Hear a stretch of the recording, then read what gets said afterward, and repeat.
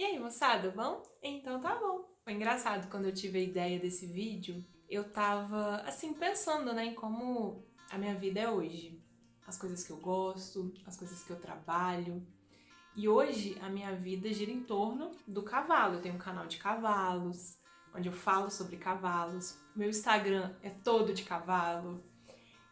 A minha loja é de produtos para cavalo. E eu fiquei pensando se há um tempo atrás eu imaginaria que eu trabalharia com eles, né? Com os cavalos. E não, eu não imaginaria. Aí eu fiquei pensando, eu falei, gente, e já me perguntaram muito isso, né? Quando que começou essa minha conexão com os cavalos? Como é que foi meu primeiro contato com os cavalos? Se eu cresci nesse meio, igual muitas pessoas que me acompanham têm esse privilégio de nascerem, crescerem no meio dos cavalos, né? E não, no meu caso foi totalmente diferente. E eu resolvi ligar a câmera e contar essa minha história para vocês, o meu primeiro contato com os cavalos.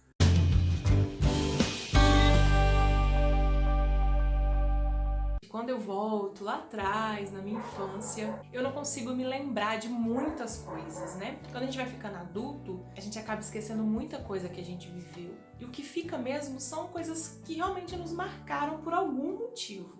E meu primeiro contato que eu tive com os cavalos me marcou muito, tanto que eu não esqueci. Esse primeiro contato foi quando eu tinha mais ou menos, eu não vou lembrar a idade certa, mas gira em torno ali dos 5 anos. Bom, vamos voltar lá e eu quero explicar pra vocês como é que foi pra vocês conseguirem entender. A pessoa que eu me tornei hoje veio muito dessa época, que é onde meu avô paterno, que infelizmente não tá mais entre nós, ele faleceu há alguns anos. Eu tenho muitas lembranças dele, porque quando eu era menor, nessa idade, eu ia algumas vezes pro sítio dele. Ele tinha um sítio bem retirado, bem no meio do nada mesmo, lá perto da minha cidade. E esse sítio, a lembrança que eu tenho dele, eu lembro exatamente como ele era. Meu avô acabou vendendo depois de um tempo, mas eu tenho uma recordação muito linda de lá. Era um sítio, como eu disse, no meio do nada. Tinha uma casinha bem simplesinha, essas casinhas de roça mesmo. E eu lembro detalhadamente de cada cômodo daquela casa, eu me lembro do cheiro da casa, eu me lembro de alguns flashes, assim, de alguns momentos que eu vivi ali. O que eu mais tenho lembrança é do curral, que do lado de fora da casa tinha um curral. Ali ficavam alguns bezerros, meu avô não criava gado nem nada, eram alguns mesmo que eu me lembro. E aí eu lembro que de tardezinha assim, ele vinha com os bezerros assim à tarde. Eu me lembro disso assim. E aí eu ia lá pra dentro do curral e ficava perguntando sobre os bezerros e ficava correndo atrás dos bezerros. E eu lembro que o meu avô, ele chamava a minha atenção: Ramana, não fica correndo atrás dos bezerros, porque os bezerros ficavam assustados. Mas eu ficava correndo atrás deles, eu ficava ali no meio, e ali tudo cheio de cocô, sabe? Igual o curral é mesmo. E eu ficava ali, me sujava toda, e eu amava aquilo ali.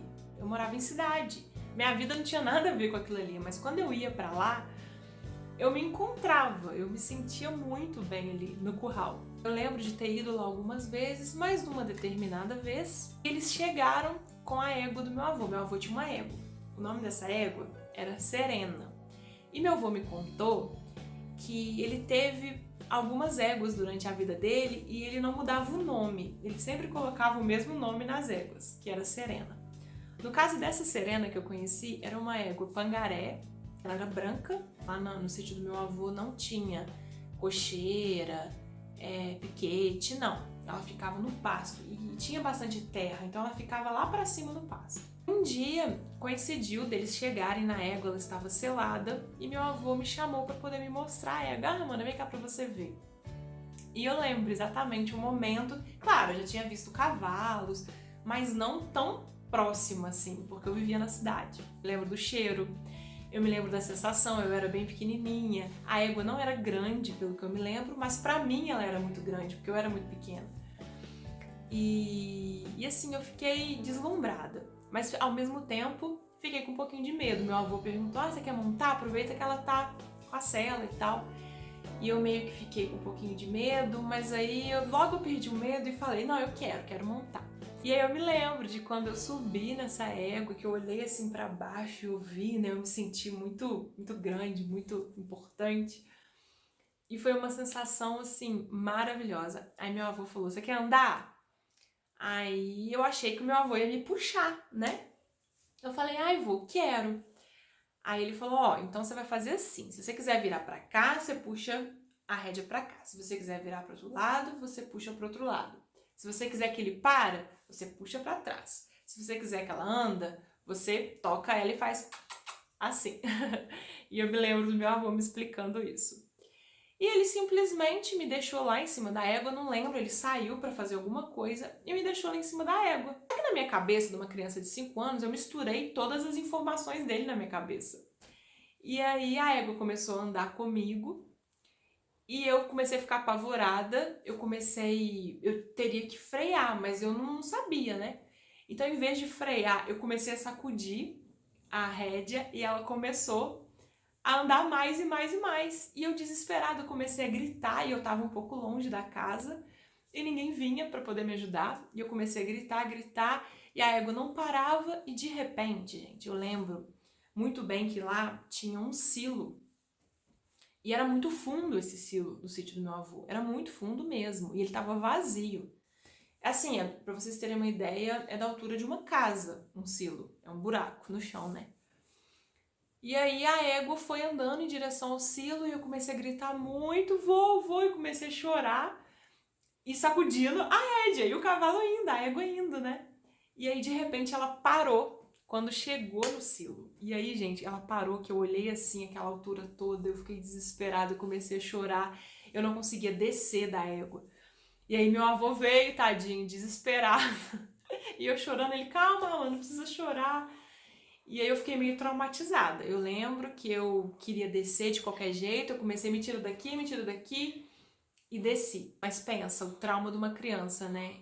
E a minha sorte foi que ela tava bem devagarinho. Quando ela viu, a égua viu que não tinha como, ela parou. Ela não me jogou pra frente, né? Porque se eu tivesse andando rápido, se eu tivesse batido os pezinhos nela ali, sabe lá o que teria acontecido. A égua bem mansa, senão meu avô não tinha me deixado sozinha com a égua. Mas eu lembro que eu fiquei bem traumatizada nesse meu primeiro contato. E daí eu não lembro mais o que aconteceu naquele dia. Mas aí eu tenho lembranças de eu voltar lá no sítio e andar sozinha na égua. E toda vez que eu chegava, eu falava, vô, cadê a Serena? Eu quero ver a Serena. E às vezes ele não ia buscar a Serena pra mim, porque ela tava muito longe. E ele falava que nem sabia onde ela tava, e eu acredito, porque lá realmente era muito grande. Mas às vezes ele trazia com toda a paciência, colocava a sela. E eu me lembro de andar na Serena sozinha, talvez com 7 anos.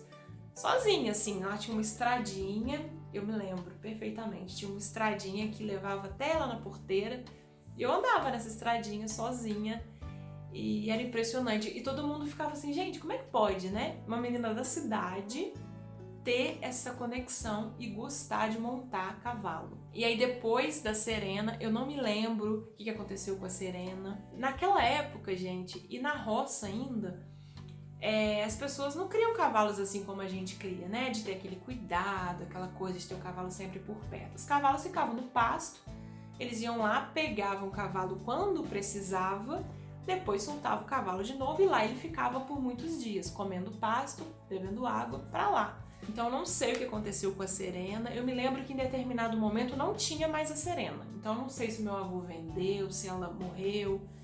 Eu não sei, só ele saberia me responder, porque ele ia saber exatamente qual que é a Serena. E esse foi meu primeiro contato, e foi algo assim, como é que pode, né? Foi um contato na infância, que ficou dentro de mim, porque eu fiquei um bom tempo depois sem ter contato com o cavalo mais, mas foi algo que ficou só adormecido, esse amor, essa paixão, essa conexão. E depois voltou a acender numa outra oportunidade, que aí foi quando meu tio comprou um sítio e juntamente com o sítio ele comprou 2 éguas. Engraçado, né? Agora que eu parei pra pensar. Os meus primeiros contatos com cavalos, os primeiros cavalos da minha vida foram éguas. Me lembro muito, me lembro do cheiro. O cheiro foi algo, nesse primeiro momento, o cheiro foi algo que mais me marcou. E eu acho que é por isso que eu amo tanto o cheiro de cavalo. E quem gosta de cavalo ama o cheiro do cavalo. Então é isso, gente. Essa é a minha história de como começou a minha paixão pelos cavalos. E a partir daí só veio aumentando e me tornou quem eu sou hoje. Por isso que eu guardo com muito carinho. Como eu disse, esse sítio não é mais da família. Se fosse, eu ia pra lá com certeza gravar esse vídeo pra vocês, mas não é. Mas é um lugar que eu tenho muita nostalgia, eu tenho muita vontade de ir lá, porque eu guardo com muito carinho a lembrança desse lugar. Conta aqui pra mim nos comentários como foi seu primeiro contato, que eu vou gostar muito de saber. E se você é criança e já nasceu no meio dos cavalos e tem esse contato diário, considere-se muito privilegiado, porque eu gostaria muito de estar no seu lugar. Então é isso, espero que vocês tenham gostado de ouvir essa história. Se vocês quiserem, eu conto mais agora sobre as éguas do sítio do meu tio, tá? Me conta aqui se vocês querem que eu conte. Um grande beijo, até o próximo vídeo.